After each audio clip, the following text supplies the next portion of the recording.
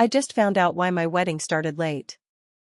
My husband, John Bucky, M26, and I, F24, just returned from our week-long honeymoon 2 weeks ago. We call my husband Bucky because he resembles the character from the MCU movies. My Bucky is a bit more yummy. Yesterday was the first time we had dinner with his family since the wedding. My sister-in-law, F20, is my favorite person besides my husband, which is why she was my maid of honor. She took me aside and told me what happened behind the scenes at my wedding. A bit of background first, my mother-in-law, F48, never liked me, and she didn't hide it from me, though she did hide it from her son. This started from the moment we began dating. She would play nice in front of him but make nasty comments as soon as he was out of sight. At first, I didn't say anything to Bucky, hoping that, in time, his mother would warm up to me. But it never stopped. Eventually, I had enough and started telling Bucky. Bucky spoke with his mother, but she claimed I was misunderstanding her. She didn't stop, she just became subtler, saying things that could be interpreted in multiple ways. I don't blame Bucky, he did believe me, but he also believed his mother when she said she meant something else. When Bucky proposed, I thought that would be the end of it, but she only got sneakier. I almost called off the wedding because I couldn't handle it anymore. We had arguments, and it was frustrating. Bucky always believed me, but didn't believe it was his mother's intent to be hurtful. Somehow, we got through it and started planning the wedding. My sister-in-law helped with the wedding planning and preparations, and because my mother-in-law was minimally involved, everything was perfect. From my perspective, everything went as planned on the wedding day, though we started a bit later. Bucky told me it couldn't be avoided because something important came up last minute. I assumed it was work-related, so I didn't ask. But now I've heard from my sister-in-law what actually happened. I was in the bridal suite, so I didn't see or hear any of this. My mother-in-law arrived at the venue wearing white. When Bucky found out, he asked my sister-in-law to bring her to his ready room, along with his other siblings and father. When my mother-in-law walked in and tried to hug him, Bucky stopped her.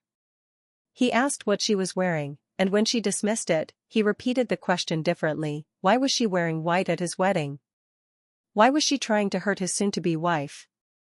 Why was she trying to ruin his wedding day? I think phrasing it as his day rather than my day got to his mother. He reminded her that it was his wedding too. She still tried to dismiss it, saying he was overreacting and it was just a dress. That's when he lost it. He started yelling at his mother, saying that he now realized I wasn't misunderstanding her, she was deliberately being hurtful to me. He yelled that he had been defending her to me all this time, but now it was clear that I was the one who needed defending. He accused his mother of trying to sabotage his relationship. When my father-in-law tried to say something, Bucky shut him down, saying he didn't want to hear it because they had stood by and enabled her behavior. Bucky then told his mother, "Because you're my mother, I'm willing to postpone the wedding by half an hour to give you a chance to change. I don't care if you go home, to a store, or wherever. Just leave now and only come back when you've changed. If you refuse, you will never see me, my wife, or our future children ever again." Do I make myself clear? The wedding was perfect, and my mother-in-law wore a blue dress. I don't know how to thank this man enough. His birthday is in 3 months, and I'm going to have to plan something extra special. It has been 2 months since my last post. I didn't expect I would need to update, but here we are. First, I would like to thank you all for your reactions. But let me start by saying this: a lot of you have suggested thanking my husband with sexual favors. Guys, we are newlyweds. What do you think newlyweds do? All your suggestions, we already do that, except the threesome suggestion. That is a definite no. Sex is not a reward, it's a part of the intimate connection we have. I've made plans for his birthday. We're going to Las Vegas that weekend, and I've already made reservations at Gordon Ramsay's Hell's Kitchen. He knows I've made plans for us that weekend, but he doesn't know what they are. Now for the update: we are going no contact with his mother and low contact with his father. Sharon, my sister-in-law, has moved out. She's currently staying with a friend, about a 20-minute walk from us. The reason for all of this? In the weeks after the wedding, Pamela was cordial. She wasn't overly nice, but she also wasn't mean or hurtful. Until 3 weeks ago. We were invited to a family get-together, and everyone was asked to bring something. My college roommate is from South America and taught me how to make a rum cake from her country. It's called viado. I'm not sure if I'm spelling it correctly. It takes hours to make. Bucky spent that time with me in the kitchen, talking, pouring wine for me, and taste-testing the rum. He was there to see how much time and effort went into making the cake. At the get-together, everything was going fine until Bucky mentioned that he was offered a job that would require us to move out of state.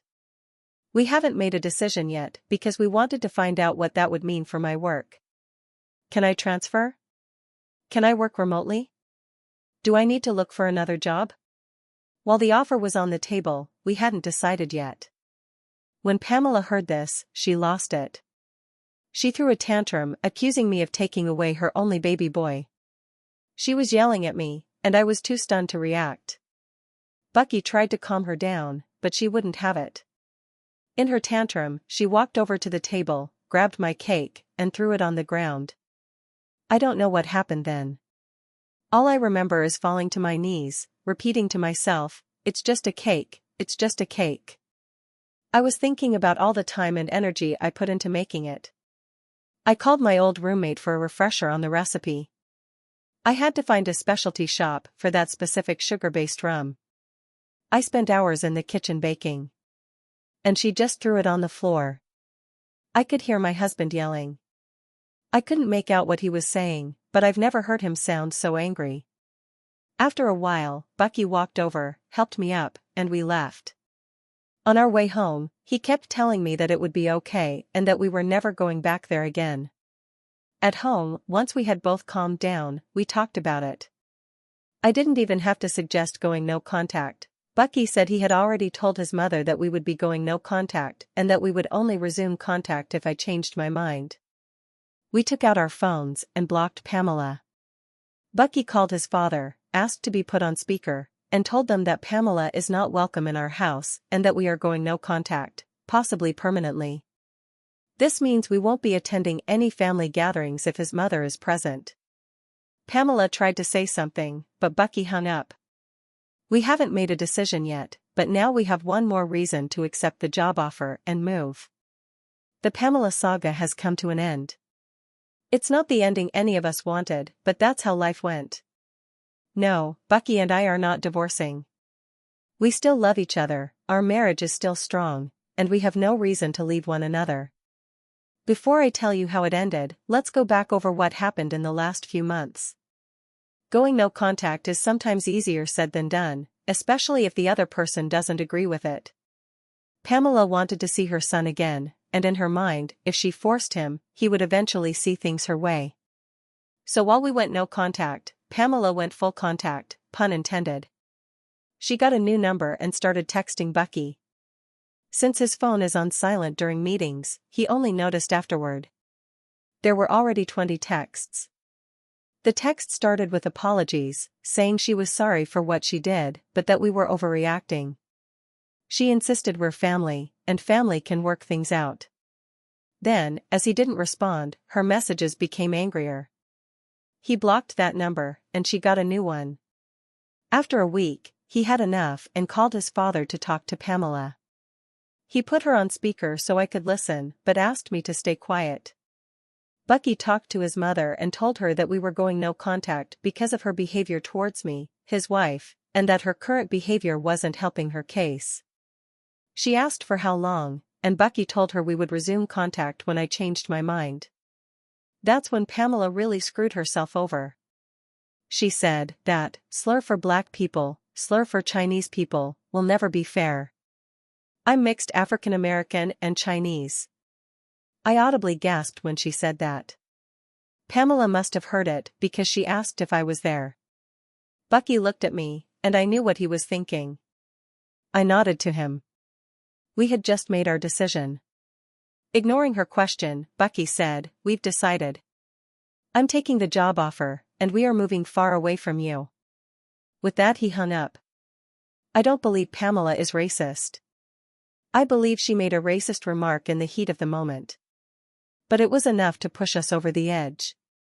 The next weeks went fast. Bucky confirmed he would take the new job. He resigned his old job. I arranged to work remotely. In a few months, my workplace is opening a satellite office here. I'm already on the transfer list. In a month's time, we moved to our new city. The next 2 months, we did not hear anything from Pamela. 2 weeks ago, we got a phone call from my father-in-law. Pamela was involved in a fatal car accident. The investigation is still ongoing, so all we know is that she was on the highway and there was a multiple car pileup. There were multiple casualties, including Pamela. We just came back from the funeral. Even if we were no contact, this was still Bucky's mother. This is not what any of us wanted. We were still hoping that someday we could reconcile. But life had other plans. P.S. Bucky's birthday was great. He's a foodie, and he was in heaven at Hell's Kitchen. Weird sentence, but you know what I mean. We even saw Gordon Ramsay in the kitchen. We didn't get a chance to speak to him, but just seeing him from a distance was a treat. Comments. Yorma warned you about me. I'm sorry it worked out the way it did for Bucky and his mother. She was a POS for the way she treated him and OP, but she was still his mother, and there have got to be many guilty feelings on his part. It might actually do him some good to get counseling, either on his own or with OP, possibly even with his father. Families are hard work. Master Pip. I like how OP was to the point on his mom's passing. No grandiose obituary or anything. Slightly fluffier than she died. Could really tell how emotionally detached she is from Emil deep down. I know she's somewhat happy about it. I would be too. They can see family again without the eggshells anymore. I don't think Emil was a bad person deep down, but she genuinely needed professional help to cope with her codependency.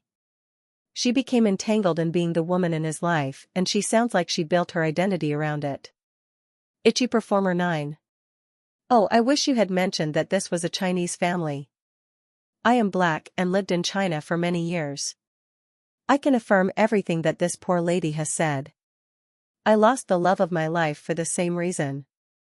My wife was not as strong as your husband. She left me and married a Chinese man that was basically forced upon her by her mother. Broke my heart. Still hurts, and I haven't been in a relationship since. We had a real love, but that didn't matter.